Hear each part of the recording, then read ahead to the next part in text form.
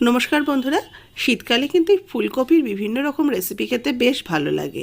আজকে তাই করব, একদম দেশি ফুলকপিকে ছোট ছোট করে কেটে নিয়েছি। দেখুন, একটা খুব মজাদার রেসিপি তৈরি করব।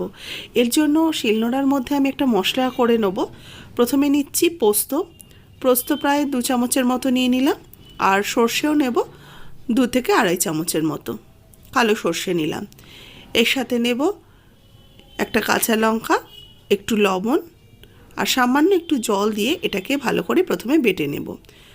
পোস্ত আর সর্ষেটাকে একটু জল দিয়ে আমি ভিজিয়ে নিচ্ছি, যাতে এটা একটু নরম হয়ে যায়, বাটতে সুবিধা হয়।